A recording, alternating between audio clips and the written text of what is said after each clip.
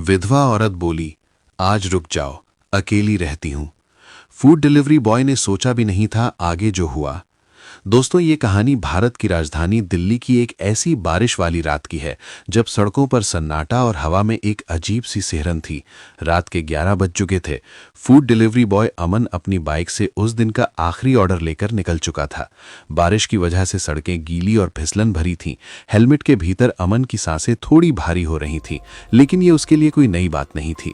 शहर जब सोता था तब उसकी तरह कई लोग अपनी रोजी रोटी के लिए सड़कों पर जागते थे। ऑर्डर करोल बाग की एक पुरानी थकी हुई सी कॉलोनी के एक छोटे से फ्लैट का था। इमारत की सीलन भरी दीवारें और मध्यम रोशनी वहां की उदासी को और गहरा कर रही थीं। अमन ने नीचे अपनी बाइक खड़ी की और पार्सल लेकर सीढ़ियों की ओर बढ़ा। तीसरी मंजिल। अमन ने मन ही मन सोचा कि आज के दिन की ये आखिरी चढ़ाई है। तीसरी मंजिल पर पहुंचकर उसने दरवाजे की घंटी बजाई। कुछ सेकंड तक कोई हलचल नहीं हुई। फिर एक हल्की सी आहट के साथ दरवाजा खुला। सामने एक विधवा औरत खड़ी थी। उम्र यही कोई 28-30 साल रही होगी। उसका नाम मीरा था। मीरा के चेहरे पर कोई सजावट नहीं थी, ना ही मांग में सिंदूर।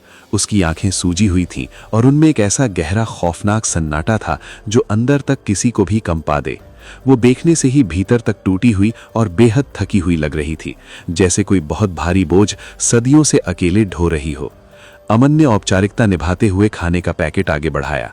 मीरा ने बिना कुछ कहे पैकेट लिया और पैसे निकालकर अमन के हाथ में रख दिए। दोनों के बीच कोई और बात नहीं हुई। अमन ने पैसे रखे, सिर हिलाकर धन्यवाद कहा और सीढ़ियों की तरफ मुड़ने ही वाला था कि तभी पीछे से एक बेहद धीमी लेकिन कांपती हुई आवाज आई, आज रुक जाओ, अकेली रहती हूं। अमन के कदम वहीं सीढ़ियों पर जम गए। उसने पलटकर मीरा की तरफ देखा। उस आवाज में ना तो कोई बनावट थी, ना कोई गलत इशारा और ना ही किसी तरह का दबाव। वो बस एक सीधा सा हताश वाक्य था जो शायद बहुत लंबे समय से उसकी जुबान पर अटका हुआ था। अमन ने कई तरह के ग्राहक देखे थे, लेकिन ये पल एकदम अलग था। उस रात उस सीलन भरी जगह पर अमन के मन में कोई गलत ख्याल नहीं आया, ना कोई उम्मीद जगी, ना ही कोई स्वार्थ। वो बस वहीं खड़ा रहा, जैसे मीरा की उस एक लाइन ने उसकी भागती हुई जिंदगी को ब्रेक लगा दिया हो। मीरा ने अमन की चुप्पी को शायद गलत समझ लिया। वो घबराते हुए जल्दी से बोली, अगर आपको दिक्कत हो तो कोई बात नहीं, आप जा सकते हैं। अमन ने गहरे से सांस ली, हल्के से सिर हिलाया और कहा, नहीं, कोई दिक्कत नहीं है। वो वापस मुड़ा और दरवाजे के भीतर दाखिल हो गया। कमरा बहुत छोटा और सीलन भरा था, लेकिन जो चीज उस कमरे को सबसे अलग बना रही थी वो था वहां का माहौल। कमरे के कोने में एक सिलाई मशीन रखी थी जिसके चारों तरफ कपड़ों के टुकड़े बिखरे थे। मेज पर वकीलों के नोटिस, कोर्ट की फाइलें और कानूनी कागज फैले हुए थे। लेकिन अमन की नजर सबसे पहले उस दीवार पर गई जहां एक तस्वीर टंगी थी। तस्वीर में एक हंसता हुआ नौजवान था और उस तस्वीर पर सूखी हुई गेंदे की माला लटकी थी। ये कमरा किसी आम इंसान का नहीं था। ये एक विधवा औरत के उस खामोश और खौफनाक संघर्ष का गवाह था जो वो इस जालिम शहर से रोज लड़ रही थी। मीरा ने प्लेट निकाली और खाना परोसने लगी। अमन चुपचाप एक पुरानी सी कुर्सी पर बैठ गया। कमरे में एकदम सन्नाटा था। बाहर बारिश की आवाज अब धीमी पड़ चुकी थी और खिड़की से आती सर्द हवा कमरे की उदासी को और बढ़ा रही थी। आप रोज रात को इतनी देर तक यही काम करते हो? मीरा ने आखिरकार चुप्पी तोड़ी। हाँ, अमन ने साधारण लहजे में कहा, दिन भर की भागदौड़ है, आदत हो गई है। मीरा के होठों पर एक बहुत ही हल्की सी कड़वी मुस्कान आई जो पल भर में ही गायब हो गई। थोड़ी देर बाद उसने नजरें झुकाए हुए ही पूछा, आपको बुरा तो नहीं लगा? मैंने एक अनजान आदमी को रात में रुकने के लिए कहा। लोग ऐसी बातों का गलत मतलब निकाल लेते हैं। नहीं, अमन ने सीधा जवाब दिया और अपना हेलमेट साइड में रख दिया। जब इंसान भीतर से बहुत थक जाता है तो उसे बस एक इंसान की जरूरत होती है जो उसे जज न करे। अमन की इस बात ने जैसे मीरा के अंदर जमे हुए किसी बांध को खोल दिया। उसने खाना खाते हुए धीरे धीरे अपनी कहानी बतानी शुरू की। उसने बताया कि 2 साल पहले एक सड़क हादसे में उसके पति की मौत हो गई थी। पति के जाते ही ससुराल वालों ने रंग बदल लिए। प्रॉपर्टी और पेंशन के लालच में उसे रातों रात घर से निकाल दिया गया। वो गांव वापस नहीं जा सकती थी क्योंकि मायके में बूढ़े माँ बाप थे जिन पर वो बोझ नहीं बनना चाहती थी। वो दिल्ली के इस छोटे से कमरे में किराए पर रहती है। वकीलों की फीस और अपना पेट पालने के लिए वो दिन रात लोगों के कपड़े सिलती है। पिछले 2 सालों से कोर्ट के चक्कर काट काट कर वो बुरी तरह हार चुकी है। उसकी आवाज में कोई चीख पुकार नहीं थी, लेकिन हर लफ्ज में एक ऐसा दर्द था जो बता रहा था कि हार अब उसकी जिंदगी का हिस्सा बन चुकी है। आज उनकी दूसरी बरसी है। मीरा ने दीवार पर टंगी तस्वीर की ओर देखते हुए कहा, पिछले 2 सालों से मैंने किसी से खुलकर बात नहीं की है। लोग एक अकेली विधवा औरत को या तो शिकार की तरह देखते हैं या मनहूसियत की तरह। आज रात ये सन्नाटा मुझे काटने को दौड़ रहा था। मुझे लगा कि अगर आज मैंने किसी से बात नहीं की तो शायद मैं कल की सुबह नहीं देख पाऊंगी। अमन ने ध्यान से सुना। उसने बीच में ना तो कोई सवाल किया, ना ही कोई झूठी हमदर्दी दिखाई। वो जानता था कि ऐसे वक्त में खोखली सलाहें किसी का दर्द कम नहीं करती। डर लगता है? अमन ने बस इतना पूछा। अब डर से ज्यादा थकान लगती है। लगता है जैसे मैं कोई अंतहीन लड़ाई लड़ रही हूं, जिसका कोई नतीजा नहीं निकलेगा, मीरा ने कहा। अमन ने उसे अपनी कहानी बताई। छोटे शहर से आकर दर दर की ठोकरें खाना, काम ढूंढना, लोगों की गालियां सुनना और महीने के अंत में किराए के लिए जद्दोजहद करना। उसने ये नहीं कहा कि उसका दर्द मीरा से बड़ा है। उसने बस ये एहसास दिलाया कि इस शहर में अकेले संघर्ष करने वाली वो इकलौती नहीं है। उस रात कोई बड़े वादे नहीं हुए, किसी ने किसी के आंसू नहीं पोंछे। बस 2 अजनबी थे जो अपनी अपनी जिंदगी की थकान को एक दूसरे के सामने रख रहे थे। काफी देर बाद अमन उठा। रात के 1 बज चुके थे। उसे जाना था। मीरा उसे दरवाजे तक छोड़ने आई। आज अच्छा लगा। बहुत दिनों बाद लगा कि मैं भी एक इंसान हूं, कोई अछूत नहीं, मीरा ने दरवाजे पर खड़े होकर कहा। अमन ने सिर हिलाया। कल भी डिलीवरी इसी इलाके में है, आऊंगा, अमन ने कहा और सीढ़ियां उतर गया। मीरा ने उसे जाते हुए देखा। उसे नहीं पता था कि उस रात उस अजनबी को रोककर उसने अपनी जिंदगी का कौन सा नया पन्ना खोल दिया था। रात की खामोशी हमेशा सुकून नहीं लाती। कभी कभी ये उन चीखों को अपने भीतर दफन कर लेती है जो दिन के उजाले में बाहर आने से डरती हैं। उस रात अमन तो चला गया था, लेकिन मीरा की आंखों से नींद कोसों दूर थी। वो उस ठंडे फर्श पर बैठी खिड़की से बाहर झूलते हुए बिजली के तारों को घूरती रही। अमन का यूं रुकना और बिना किसी लालच के उसकी बातें सुनना उस दुनिया में एक अजूबे जैसा था जहां मीरा पिछले 2 सालों से सिर्फ भेड़ियों से घिरी थी। अगली सुबह दिल्ली की उसी जानी पहचानी दम घोंटू हवा के साथ हुई और सिलाई मशीन पर बैठ गई। आज उसे 30,000 कोर्ट जाना था, अपनी उसी खत्म न होने वाली कानूनी लड़ाई की एक और तारीख पर। ससुराल वालों ने उसके पति की मौत के बाद बीमा और प्रॉपर्टी के सारे कागज हथिया लिए थे।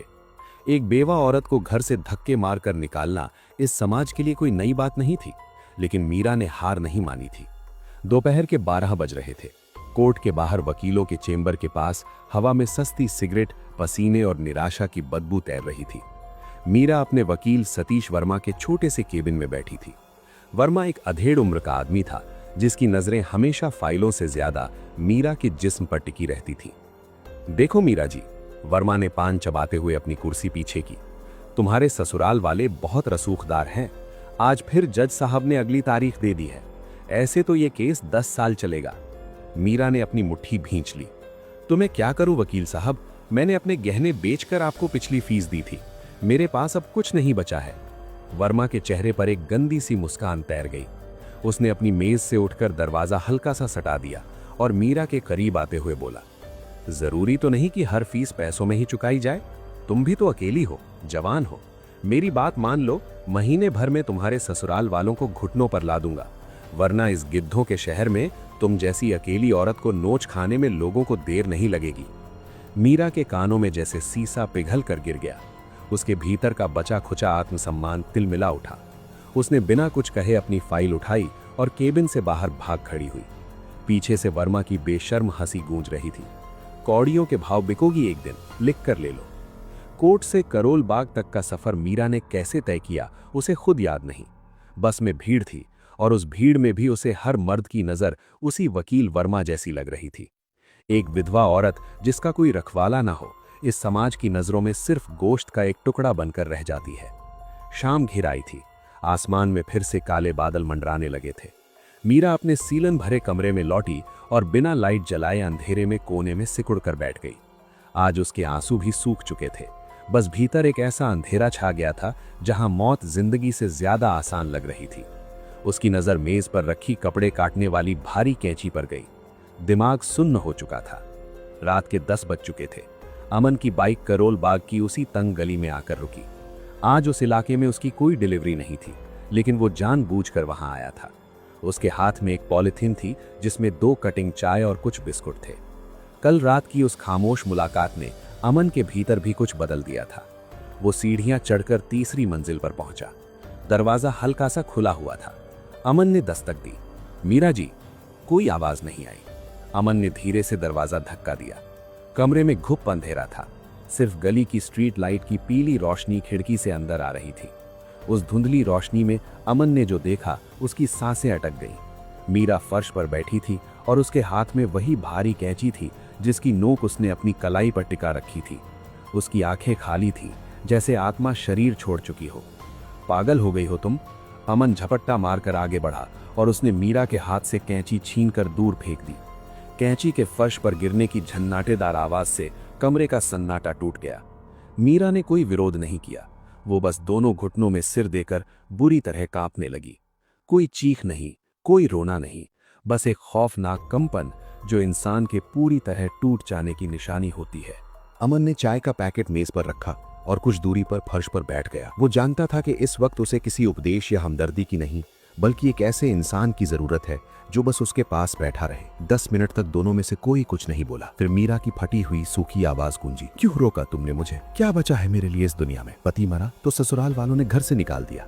इंसाफ मांगने गई तो वकील मेरा जिस्म मांग रहा है। मोहल्ले की औरतें मुझे मनहूस कहती हैं। रास्ते पर चलती हूँ तो हर आदमी की नजर मुझे नंगा कर देती है। एक विधवा औरत को इस दुनिया में जीने का कोई हक नहीं है अमन, कोई हक नहीं। अमन की मुट्ठियां कस गईं। उसने दिल्ली की सड़कों पर बहुत सी गंदगियां देखी थी, लेकिन एक बेबस औरत का ये दर्द उसकी बर्दाश्त से बाहर था। तुम्हें लगता है तुम्हारे मरने से वो वकील या तुम्हारे ससुराल वाले रोएंगे? अमन की आवाज में एक अजीब सी सख्ती और गहरापन था। वो खुश होंगे, उन्हें लगेगा एक सिरदर्द खत्म हुआ। ये दुनिया मर्दों की है मीरा, और कमजोर को कुचलना इनकी फितरत है। लेकिन तुम हार नहीं सकती। तुम्हें उनके लिए नहीं, अपने लिए लड़ना होगा। कैसे लड़ूं? मीरा अचानक से चीखी। उसकी आंखों से आंसुओं का सैलाब फूट पड़ा। मेरे पास पैसे नहीं है, कोई ताकत नहीं है। मकान मालिक शर्मा जी रोज रात को सीढ़ियों से मुझे गंदी गालियां बकता है। मुझे डर लगता है कि किसी रात वो दरवाजा तोड़कर अंदर ना आ जाए। मैं थक गई हूँ अपनी इज्जत बचाते बचाते। अमन चुप रहा। उसने अपनी जेब से एक रुमाल निकाला और मीरा की तरफ बढ़ा दिया। आज के बाद तुम अकेली नहीं हो। अमन ने बहुत ही शांत लेकिन एक खतरनाक इरादे के साथ कहा। मैं कोई बड़ा आदमी नहीं हूँ, सिर्फ एक डिलीवरी बॉय हूँ, लेकिन इतना वादा करता हूँ कि जब तक मैं जिंदा हूँ इस दरवाजे को कोई गंदी नजर से देख भी नहीं पाएगा। मीरा ने रुमाल लिया। उस डिलीवरी बॉय की आंखों में एक ऐसी सच्चाई थी जिसने पहली बार मीरा को सुरक्षा का एहसास कराया। अमन ने चाय के कप निकाले और एक कप मीरा को दिया। चाय ठंडी हो चुकी थी, लेकिन उस सर्द और खौफनाक रात में उस एक कप चाय ने मीरा के जमे हुए खून में थोड़ी सी हरारत भर दी। अभी दोनों संभल ही रहे थे कि तभी बाहर सीढ़ियों पर भारी कदमों की आहट हुई। कोई लड़खड़ाते हुए ऊपर चढ़ रहा था। साथ ही किसी के भद्दी गालियां बकने की आवाज आ रही थी। मीरा का चेहरा सफेद पड़ गया। उसके हाथ में पकड़ा चाय का कप कांपने लगा। शर्मा जी, मकान मालिक, मीरा ने कांपते हुए फुसफुसाकर कहा। वो शराब पीकर आ रहा है। कदमों की आवाज तीसरी मंजिल पर आकर रुक गई और फिर दरवाजे पर एक जोरदार लात पड़ी। धड़। मीरा और रंडी, दरवाजा खोल। बाहर से शर्मा जी की नशे में धुत गंदी आवाज गूंजी। किराया नहीं दे सकती तो क्या हुआ? शर्मा जी को खुश तो कर सकती है। खोल दरवाजा, मुझे पता है तू अंदर अकेली है। मीरा ने दोनों हाथों से अपने कान बंद कर लिए। उसका पूरा शरीर खौफ से सिकुड़ गया। इस शहर का असली खौफनाक चेहरा उस बंद दरवाजे के उस पार खड़ा था। दरवाजे पर फिर से एक जोरदार लात पड़ी। कुंडी थोड़ी सी हिल गई। कमरा पुराना था और दरवाजा कमजोर। ज्यादा लातें पड़ी तो वो टूट जाएगा। अगर अमन ने दरवाजा खोला तो एक डिलीवरी बॉय को आधी रात में एक विधवा के कमरे में देखकर शर्मा जी कल सुबह पूरे मोहल्ले में मीरा का चरित्र हनन कर देगा। उसकी बची खुची इज्जत भी नीलाम हो जाएगी। और अगर दरवाजा नहीं खोला तो वो शराबी हैवान आज दरवाजा तोड़कर अंदर आ जाएगा। अमन अपनी जगह से उठा। उसके चेहरे की नसें तन गई थी और आंखों में एक ऐसा खूंखार गुस्सा तैर गया था जो उसने आज तक सबसे छुपा कर रखा था। उसने अपना हेलमेट उठाया। अमन नहीं। मीरा ने उसका हाथ पकड़ लिया। तुम फंस जाओगे, वो बहुत पहुंच वाला आदमी है। अमन ने धीरे से मीरा का हाथ छुड़ाया। उसकी आवाज में अब वो सादगी नहीं थी जो कल रात थी। कुछ लोगों को उनकी अपनी भाषा में समझाना जरूरी होता है मीरा, अमन ने कहा और दरवाजे की कुंडी की तरफ हाथ बढ़ा दिया। बाहर शर्मा जी ने तीसरी बार लात मारने के लिए पैर उठाया ही था कि अचानक दरवाजा खुल गया। दरवाजा खुला। शर्मा जी का लात मारने के लिए उठा हुआ पैर हवा में ही जम गया। शराब के नशे में धुत उसकी आधी बंद लाल आंखें अब फटी की फटी रह गई थीं। उसके सामने मीरा का डरा सहमा अक्स नहीं था, बल्कि एक गठीले बदन वाला 6 फुट का नौजवान खड़ा था। कमरे के अंधेरे और बाहर की पीली रोशनी के बीच अमन का चेहरा किसी काल की तरह भयानक लग रहा था। तू कौन है बे माधर? शर्मा जी के मुंह से गाली पूरी निकलने भी नहीं पाई थी कि अमन का हाथ बिजली की तेजी से बाहर आया। अमन ने शर्मा जी के कॉलर को दोनों हाथों से दबोचा और उसे दरवाजे से दूर सीढ़ियों के अंधेरे गलियारे की तरफ खींच लिया। शर्मा जी का भारी भरकम शरीर किसी सूखे पत्ते की तरह अमन के हाथों में खिंचता चला गया। इससे पहले कि वो शराबी कुछ समझ पाता, अमन ने उसे पूरी ताकत से सीलन भरी खुरदरी दीवार पर दे मारा। धड़। शर्मा जी के मुंह से घुटती हुई चीख निकली, लेकिन अमन का बायां हाथ उसकी गर्दन पर सांप की तरह कस चुका था। अमन की उंगलियां शर्मा की सांस नली को इस कदर दबा रही थीं कि उसकी आंखें बाहर आने को हो गईं। शराब का सारा नशा एक ही झटके में पसीने के रूप में उसके माथे से टपकने लगा। अमन बिल्कुल नहीं चीखा। उसकी आवाज में एक ऐसी ठंडी और खौफनाक शांति थी जो किसी भी चीख से ज्यादा डरावनी होती है। उसने अपना चेहरा शर्मा जी के कान के पास लाया और फुसफुसाते हुए बोला, ये जो तेरी गंदी सांसें चल रही हैं ना, इन्हें हमेशा के लिए रोकने में मुझे सिर्फ 3 सेकंड लगेंगे। आज के बाद इस दरवाजे की तरफ तेरी परछाई भी पड़ी तो इसी सीढ़ी से नीचे फेंक कर तेरी गर्दन तोड़ दूंगा और पुलिस इसे शराब पीकर गिरने का हादसा मान लेगी। समझ में आया? शर्मा जी का दम घुट रहा था। वो हवा के लिए तड़पते हुए सिर्फ अपने हाथ पैर मार रहा था। उसकी पैंट गीली हो चुकी थी। खौफ उसके चेहरे पर साफ पढ़ा जा सकता था। अमन ने झटके से उसे छोड़ दिया। शर्मा जी खांसता हुआ अपनी जान बचाकर बिना पीछे मुड़े सीढ़ियों से ऐसे नीचे भागा जैसे उसने सच में किसी भूत को देख लिया हो। अमन कुछ देर वहीं खड़ा रहा, अपनी तेज होती सांसों को काबू में किया और फिर मुड़कर वापस कमरे में आ गया। मीरा दरवाजे के पास फर्श पर बैठी थी। उसका पूरा शरीर बुरी तरह कांप रहा था। उसने अपने दोनों हाथों से अपना चेहरा छुपा रखा था। आज एक बड़ा हादसा टल गया था, लेकिन मीरा जानती थी कि ये इस खौफनाक शहर का अंत नहीं था। अमन ने दरवाजा अंदर से बंद किया और कुंडी लगा दी। वो खामोशी से मीरा के पास आकर बैठ गया। तुमने ये क्या कर दिया अमन? मीरा की आवाज आंसुओं में डूबी हुई थी। वो मुझे छोड़ेंगे नहीं। कल सुबह वो पूरे मोहल्ले को इकट्ठा कर लेगा, मेरे चरित्र पर कीचड़ उछालेगा। एक विधवा के कमरे में आधी रात को एक गैर मर्द, इस समाज के लिए इससे बड़ा कोई मसाला नहीं है। वो मुझे यहाँ से निकाल देंगे। मेरी मशीन, मेरे कपड़े, मैं कहाँ जाऊंगी? अमन ने एक गहरी सांस ली। उसे पता था कि मीरा का हर एक डर 100% सच था। ये समाज किसी हत्यारे को तो माफ कर सकता है, लेकिन एक अकेली औरत के दामन पर लगे दाग को कभी नहीं भूलता। मीरा, मेरी तरफ देखो, अमन ने सख्त लेकिन शांत आवाज में कहा। मीरा ने अपने कांपते हुए हाथ चेहरे से हटाए। उसकी सूजी हुई आंखों में सिर्फ और सिर्फ मौत का खौफ था। जब भेड़िए घेर लें तो मेमना बनकर जान नहीं बचाई जा सकती।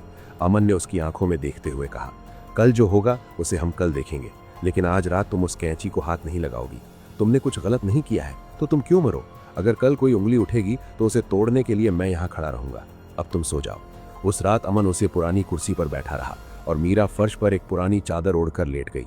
उस छोटे से घुटन भरे कमरे में पहली बार मीरा को एक अजीब सी सुरक्षा महसूस हो रही थी। उसे पता था कि कल का सवेरा एक बहुत बड़ा तूफान लेकर आने वाला है, लेकिन आज रात, कम से कम आज रात, वो सुरक्षित थी। अगली सुबह सूरज की किरणें करोल बाग की उन तंग गलियों में मुश्किल से ही पहुंच पाती थी। सुबह के 8 बज रहे थे। अमन भोर होते ही वहां से निकल गया था, क्योंकि उसे अपनी ड्यूटी पर जाना था और वो नहीं चाहता था कि सुबह सुबह कोई मोहल्ले वाला उसे मीरा के कमरे से निकलते हुए देखे। मीरा ने हिम्मत जुटाई, एक खाली बाल्टी उठाई और गली के नुक्कड़ पर लगे सरकारी नल से पानी भरने के लिए नीचे उतरी। जैसे ही उसने नीचे कदम रखा, उसे हवा में बदलाव महसूस हो गया। गली में एक अजीब सा सन्नाटा था, लेकिन ये खामोशी सुकून वाली नहीं थी। ये वो सन्नाटा था जो किसी की इज्जत नीलाम होने से पहले छाता है। पनवाड़ी की दुकान पर खड़े 4-5 आदमी उसे देखते ही फुसफुसाने लगे। सामने की बालकनी में खड़ी औरतें कपड़े सुखाने का नाटक करते हुए तिरछी नजरों से उसे ही घूर रही थीं। उनका हर एक लुक, हर एक काना फुस्सी किसी जहरीले तीर की तरह मीरा के सीने में चुभ रही थी। अरे बेचारी बनती थी, रात को तो पूरे पूरे मजे ले रही है। शर्मा जी तो बता रहे थे कि रात को धंधा करती है ये, कोई लड़का आया था इसके कमरे में। राण कहीं की, हमारे बच्चों पर क्या असर पड़ेगा? इसे तो आज ही गली से धक्के मारकर निकालना चाहिए। ये आवाजें भले ही धीमी थीं, लेकिन मीरा के कानों तक पहुंचने के लिए काफी थीं। उन नजरों में इतनी नफरत और हवस थी कि मीरा को लगा जैसे उसके बदन से किसी ने सारे कपड़े नोच लिए हों। उसका दम घुटने लगा। उसने बाल्टी वहीं नल पर छोड़ी और लगभग दौड़ते हुए सीढ़ियां चढ़कर अपने कमरे में आ गई। उसने दरवाजा बंद किया और दीवार से लगकर फूट फूट कर रोने लगी। वकील वर्मा सही कहता था, ये गिद्धों का शहर है और आज उसे नोचने के लिए सारे गिद्ध इकट्ठा हो रहे थे। दोपहर के 2 बज चुके थे। बाहर धूप तेज हो गई थी। अचानक मीरा के दरवाजे पर जोर जोर से मुक्के पड़ने लगे। खोल दरवाजा, बाहर निकल तू। बाहर से औरतों और आदमियों की मिलीजुली आक्रामक आवाजें आ रही थी। मीरा का दिल सीने की पसलियां तोड़कर बाहर आने को हो रहा था। उसने कांपते हाथों से कुंडी खोली। सामने शर्मा जी खड़ा था। उसके चेहरे पर कल रात का खौफ नहीं, बल्कि एक शैतानी और कमीनी मुस्कान थी। उसके पीछे मोहल्ले की 4-5 औरतें और कुछ आवारा लड़के खड़े थे। क्या है शर्मा जी? मीरा ने अपनी आवाज को कांपने से रोकने की पूरी कोशिश करते हुए पूछा। क्या है, शर्म नहीं आती ये पूछते हुए? एक मोटी औरत जो शर्मा जी की पत्नी थी आगे आई और उसने मीरा के कंधे पर जोर से धक्का दिया। हमारे मोहल्ले को कोठा बना रखा है तूने। रात को जो तूने यार बुलाया था वो कहाँ है?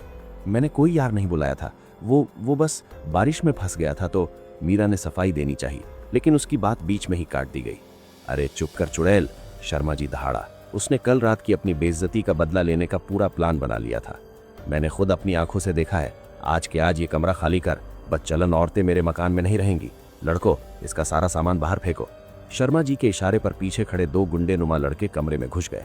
मीरा चीखती रही, नहीं प्लीज मेरा सामान मत फेंको, मेरे पास कहीं जाने की जगह नहीं है। लेकिन किसी ने उसकी एक नहीं सुनी। उन लड़कों ने मीरा की सिलाई मशीन उठाई, जो उसकी रोजी रोटी का इकलौता जरिया थी, और उसे तीसरी मंजिल की सीढ़ियों से नीचे फेंक दिया। धड़ाम, लोहे की मशीन सीढ़ियों पर गिरकर टूट गई। उसके पुर्जे बिखर गए। इसके साथ ही मीरा की हिम्मत भी टूटकर बिखर गई। वो चीख मारकर रोने लगी और शर्मा जी के पैरों में गिर पड़ी। मैं हाथ जोड़ती हूँ, मुझे मत निकालो, मेरी कोई गलती नहीं है। तमाशा देखने वालों की भीड़ बढ़ती जा रही थी, लेकिन कोई उस बेवा औरत के आंसू पोंछने आगे नहीं आया। समाज का असली घिनौना चेहरा अपने पूरे शबाब पर था। शर्मा जी ने मीरा को बालों से पकड़ा और झटके से खड़ा किया। निकल यहां से, और वो अपना यार। अचानक शर्मा जी की आवाज उसके गले में ही घुट गई। नीचे गली में एक भारी बुलेट मोटरसाइकिल की गड़गड़ाहट गूंजी। इंजन बंद होने की आवाज आई और फिर सीढ़ियों पर भारी कदमों की धमक सुनाई देने लगी। भीड़ को चीरता हुआ एक सांवला लंबा लड़का ऊपर आ रहा था। उसके शरीर पर फूड डिलीवरी वाली टी शर्ट थी, जो पसीने से भीगी हुई थी। उसके हाथ में मोटरसाइकिल का एक भारी लोहे का पेंचा रेंच था। अमन की आंखें लाल थीं। उसने नीचे टूटी हुई सिलाई मशीन देख ली थी। उसकी नजरें जब मीरा पर पड़ी, जिसके बाल बिखरे हुए थे और गालों पर आंसुओं के निशान थे, तो अमन के भीतर का शैतान जाग गया। उसने बिना एक शब्द कहे भीड़ को अपने मजबूत कंधों से धकेल कर किनारे किया। शर्मा जी अमन को देखते ही 2 कदम पीछे खिसक गया। कल रात की वो खौफनाक घुटन उसे वापस याद आ गई थी। तू फिर आ गया? अरे लड़को, पकड़ो इस साले को। शर्मा जी ने अपने गुंडों को इशारा किया। दोनों गुंडे अमन की तरफ झपटे। पहले वाले ने अमन के चेहरे पर मुक्का मारने के लिए हाथ उठाया, लेकिन अमन किसी गली के लड़के की तरह नहीं लड़ा। उसने अपनी बाईं बांह से उस मुक्के को ब्लॉक किया और अपने दाएं हाथ में पकड़ा हुआ भारी लोहे का रेंच पूरी ताकत से उस गुंडे के घुटने पर दे मारा। एक भयानक कड़क की आवाज आई और वो गुंडा दर्द से चीखता हुआ वहीं सीढ़ियों पर गिर पड़ा। दूसरा गुंडा पीछे हट गया। औरतों की भीड़ में चीख पुकार मच गई। जो लोग अभी तक तमाशा देख रहे थे, वे अब पीछे खिसकने लगे थे। अमन के चेहरे पर कोई भाव नहीं था। वो साक्षात यमराज की तरह शर्मा जी की तरफ बढ़ा। मैंने कहा था ना, अमन की आवाज पूरे गलियारे में गूंजी, धीमी लेकिन बेहद खतरनाक। इस दरवाजे की तरफ आंख भी उठाई तो गाड़ दूंगा। अमन ने रेंच को घुमाया और शर्मा जी के सिर पर वार करने ही वाला था कि तभी नीचे गली में एक पुलिस सायरन की तेज आवाज गूंज उठी। लाल और नीली बत्तियां दीवारों पर चमकने लगीं। पुलिस आ गई। पुलिस, किसी ने नीचे से आवाज लगाई। अमन का हाथ हवा में ही रुक गया। शर्मा जी के चेहरे पर अचानक एक कमीनी सी राहत और जीत की मुस्कान आ गई। अब तू गया साले, शर्मा जी फुसफुसाया। ये इलाका मेरा है और थानेदार मेरा रिश्तेदार। भारी पुलिस के बूटों की आवाजें सीढ़ियों पर गूंजने लगी। एक मोटा लाल आंखों वाला पुलिस इंस्पेक्टर 2 हवलदारों के साथ ऊपर पहुंचा। उसने आते ही सबसे पहले अमन को देखा, फिर उसके हाथ में लोहे का रेंच और फिर फर्श पर पड़ी रोती हुई मीरा को। क्या ड्रामा चल रहे बे? हाँ, इंस्पेक्टर ने अपनी बेल्ट पर हाथ रखते हुए कड़कती आवाज में पूछा। साहब, शर्मा जी तुरंत हाथ जोड़कर आगे आ गया। ये औरत मेरे मकान में धंधा करती है। कल रात इसने इस गुंडे को बुलाया था, मैंने मना किया तो आज ये मुझे और मेरी बीवी को मारने आ गया। देखिए, इसने मेरे लड़के का पैर तोड़ दिया। इंस्पेक्टर ने एक गंदी नजर मीरा के जिस्म पर डाली। वो नजरें बिल्कुल उसी वकील वर्मा जैसी थी। फिर उसने अमन की तरफ देखा। अच्छा, तो तू है वो यार। इंस्पेक्टर ने एक भद्दी गाली देते हुए अपना डंडा निकाला। चल थाने, वहां तेरा सारा बुखार उतारता हूं और इस धंधे वाली को भी घसीट कर गाड़ी में डालो। 2 हवलदार मीरा की तरफ बढ़े। मीरा खौफ से पीछे हटी। नहीं, मैंने कुछ नहीं किया है, छोड़ो मुझे। अमन, जो अब तक खामोश खड़ा था, अचानक मीरा के सामने आकर ढाल की तरह खड़ा हो गया। उसने अपना रेंच नीचे नहीं फेंका था। उसकी आंखों में पुलिस का कोई खौफ नहीं था। अगर किसी ने उसे हाथ भी लगाया। अमन की आवाज में एक ऐसी चेतावनी थी जिसने इंस्पेक्टर के कदम भी एक पल के लिए रोक दिए। तो ये रेंच उसके सिर के आर पार होगा, चाहे वो वर्दी वाला हो या बिना वर्दी वाला। पूरे गलियारे में मौत का सा सन्नाटा छा गया। एक डिलीवरी बॉय पुलिस वाले को जान से मारने की धमकी दे रहा था। ये सिर्फ बहादुरी नहीं थी, ये पागलपन था, या शायद कुछ ऐसा था जो इस दुनिया से अभी तक छुपा हुआ था। इंस्पेक्टर का चेहरा गुस्से से तमतमा गया। उसने अपनी सर्विस रिवॉल्वर निकाल ली और उसे सीधे अमन के माथे पर तान दिया। गोली मार दूंगा मादर, इंस्पेक्टर चीखा। अमन के चेहरे पर खौफ की एक लकीर भी नहीं थी। उसने धीरे से अपनी जेब में हाथ डाला। सबको लगा वो कोई हथियार निकाल रहा है। हवलदार पीछे हट गए, लेकिन अमन ने अपनी जेब से एक मुड़ा हुआ पुराना सा लेडर का आईडी कार्ड निकाला और उसे इंस्पेक्टर के चेहरे के ठीक सामने खोल दिया। उस कार्ड को देखते ही इंस्पेक्टर के चेहरे का रंग ऐसे उड़ गया जैसे उसके शरीर से सारा खून ही निचोड़ लिया गया हो। रिवॉल्वर पकड़े हुए उसके हाथ अचानक कांपने लगे। तुम? इंस्पेक्टर की आवाज गले में ही अटक गई। मीरा शर्मा जी और पूरी भीड़ सन्न रह गई। एक फूड डिलीवरी बॉय के पास ऐसा क्या था जिसने एक घमंडी पुलिस वाले के पसीने छुड़ा दिए थे? अमन ने कार्ड वापस जेब में रखा और इंस्पेक्टर की आंखों में आंखें डालते हुए एक बहुत ही सर्द आवाज में कहा, अब बता, थाने कौन जाएगा? वो पुराना मुड़ा हुआ लेदर का आईडी कार्ड इंस्पेक्टर की आंखों के सामने किसी मौत के फरमान की तरह झूल रहा था।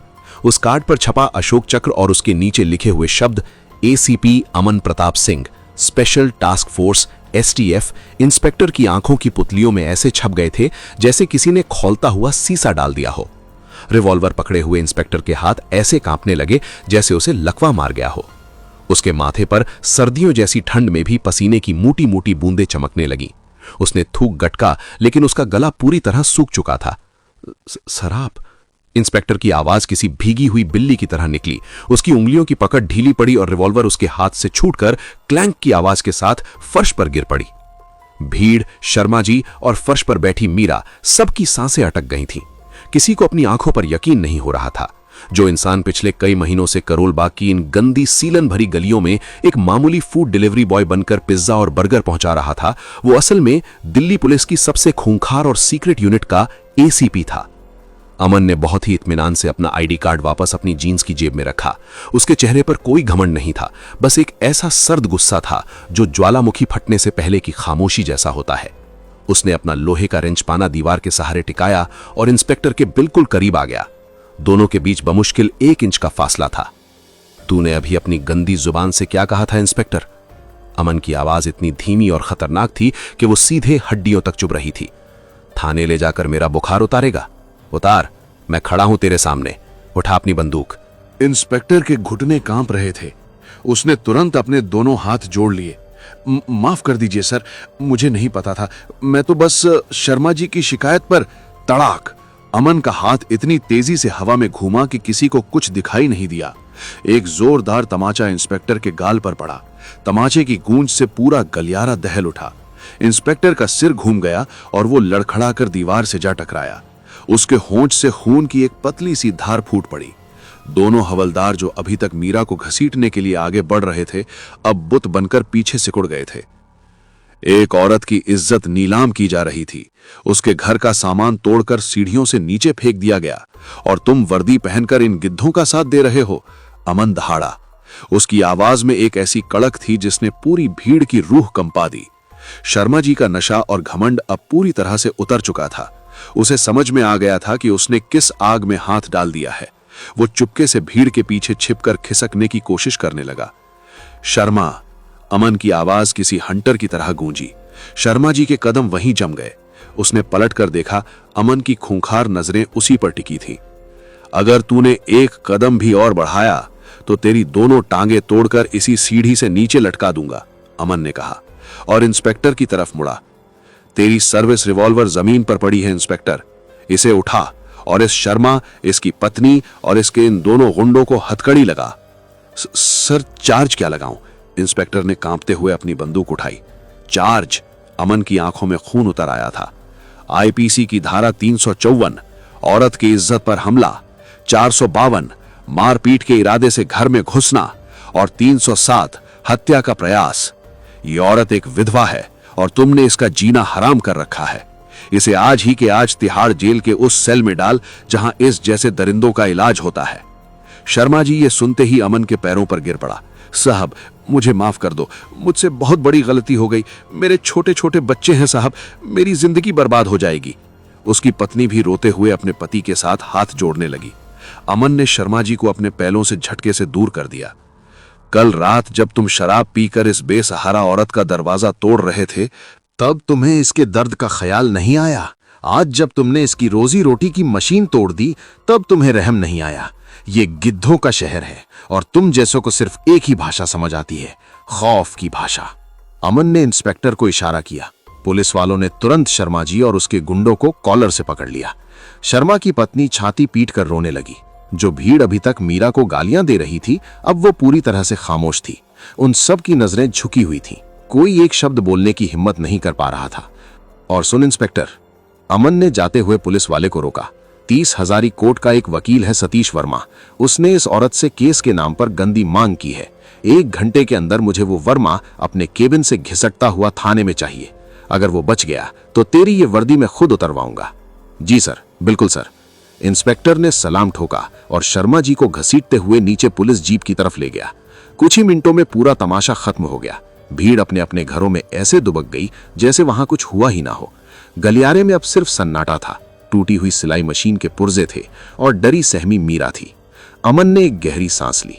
उसके चेहरे की वो खूंखार सख्ती अब धीरे धीरे कम हो रही थी। उसने मुड़कर मीरा की तरफ देखा। मीरा अब रो नहीं रही थी, लेकिन उसकी आंखों में अमन के लिए एक अजीब सा खौफ और अनगिनत सवाल थे। वो दीवार से सटी हुई अकड़े हुए खड़ी थी। तुम पुलिस वाले हो? मीरा की आवाज अभी भी कांप रही थी। तो फिर ये डिलीवरी बॉय का काम, ये फटे हुए कपड़े, ये सब क्या था? अमन धीरे से मीरा के पास आया। उसने फर्श पर गिरी हुई मीरा की चुन्नी उठाई और सम्मान के साथ उसे मीरा के हाथों में थमा दी। मैं एक सस्पेंडेड निलंबित पुलिस अफसर हूं मीरा। अमन ने भारी आवाज में अपनी सच्चाई बतानी शुरू की। 6 महीने पहले मैंने एक बहुत बड़े ड्रग माफिया का इनकाउंटर किया था, लेकिन वो एक ताकतवर राजनेता का बेटा निकला। सिस्टम ने मुझे सस्पेंड कर दिया और मेरे खिलाफ विभागीय जांच बिठा दी। मेरी वर्दी छीन ली गई। अमन की आंखों में एक गहरा दर्द उभर आया। लेकिन उन्होंने सिर्फ मेरी वर्दी छीनी थी, मेरा वजूद नहीं। मुझे अंडरग्राउंड होना पड़ा। शहर के हर काले धंधे, हर मुजरिम की खबर रखने के लिए मुझे एक ऐसा चेहरा चाहिए था जिसे कोई नोटिस ना करे। एक फूड डिलीवरी बॉय को कोई ध्यान से नहीं देखता। वो हर गली, हर घर, हर अंधेरे कोने में जा सकता है। मैं डिलीवरी बॉय बनकर इस शहर की गंदगी को करीब से देख रहा था। मीरा खामोशी से उसे सुन रही थी। अमन की कहानी ने उसके भीतर के डर को कहीं ना कहीं कम कर दिया था। लेकिन कल रात अमन ने मीरा की आंखों में देखते हुए कहा, जब तुमने मुझे रुकने के लिए कहा तो मैंने तुम्हारी आंखों में वो हार देखी जो अक्सर मैं आईने में अपनी आंखों में देखता था। तुम टूट चुकी थी मीरा, और मैं जानता हूं कि जब इंसान टूट जाता है तो उसे सिर्फ एक सहारे की जरूरत होती है। मीरा की आंखों से आंसू छलक पड़े, लेकिन इस बार ये आंसू दर्द के नहीं बल्कि एक अजीब सी राहत के थे।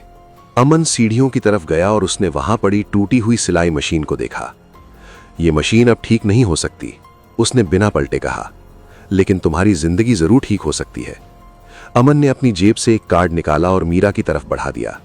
ये किसी पुलिस वाले का नहीं बल्कि दिल्ली की एक बहुत बड़ी एनजीओ की महिला वकील का कार्ड था। ये मेरी एक दोस्त है, अमन ने कहा। ये वर्मा जैसे गिद्धों की तरह नहीं है। ये तुम्हारा केस मुफ्त में लड़ेगी और तुम्हारे पति की मौत का हर्जाना और तुम्हारी प्रॉपर्टी तुम्हें वापस दिलाएगी। और हां, आज शाम तक एक नई सिलाई मशीन तुम्हारे कमरे में पहुंच जाएगी। मीरा ने कांपते हाथों से वो कार्ड ले लिया।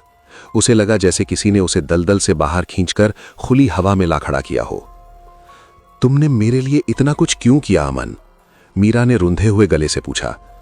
मैं तो तुम्हारे लिए एक अजनबी थी। अमन हल्का सा मुस्कुराया। वो मुस्कान बहुत दर्द भरी लेकिन सच्ची थी, क्योंकि इस दुनिया में अगर हर कोई अपनी आंखें मूंद लेगा तो इंसानियत घुट घुट कर मर जाएगी। मीरा, तुमने मुझे उस रात रुकने को कहा शायद इसलिए कि तुम आखिरी बार किसी इंसान पर भरोसा करना चाहती थीं। मैं उस भरोसे को मरने नहीं दे सकता था। अमन ने अपना हेलमेट उठाया और सीढ़ियों की तरफ मुड़ गया। क्या तुम फिर कभी डिलीवरी लेकर आओगे? मीरा ने पीछे से पूछा। उसकी आवाज में एक अनकही उम्मीद थी। अमन रुका। उसने पीछे मुड़कर देखा। मेरा सस्पेंशन कल खत्म हो रहा है मीरा। परसों से मैं वापस अपनी वर्दी में लौटूंगा। शहर में अभी बहुत सी गंदगी साफ करनी बाकी है, लेकिन इतना याद रखना, अब तुम अकेली नहीं हो। अगर इस दुनिया का कोई भी भेड़िया तुम्हारी तरफ आंख भी उठाए तो बस एक आवाज देना। अमन सीढ़ियां उतर गया। कुछ ही पलों में उसकी बुलेट की गड़गड़ाहट गूंजी और फिर धीरे धीरे दूर जाकर खामोश हो गई। मीरा देर तक उस खाली सीढ़ी को देखती रही। उसके भीतर का वो खौफनाक अंधेरा अब छट चुका था। शर्मा जी और वकील वर्मा का डर अब उसके मन से जा चुका था। आज 2 सालों में पहली बार मीरा ने अपने कमरे की खिड़की खोली और बाहर की ताजी हवा को अपने भीतर महसूस किया। सूरज की किरणें उस सीलन भरे कमरे में आ रही थीं। वो दीवार पर टंगी अपने पति की तस्वीर के पास गई, उस पर लगी सूखी माला उतारी और एक गहरी सांस ली। वो जानती थी कि समाज की नजरों में वो अभी भी एक विधवा थी, लेकिन अब वो बेचारी नहीं थी। एक अजनबी ने एक रात में उसे उस गिद्धों के शहर में जीना सिखा दिया था। कहानी का अंत हमेशा सुखद नहीं होता, लेकिन कभी कभी लड़ना सीख जाना ही सबसे बड़ा सुख होता है। मीरा की लड़ाई अभी बाकी थी, लेकिन अब उसके हाथों में कैंची अपनी कलाई काटने के लिए नहीं, बल्कि अपनी किस्मत के नए धागे सिलने के लिए उठने वाली थी।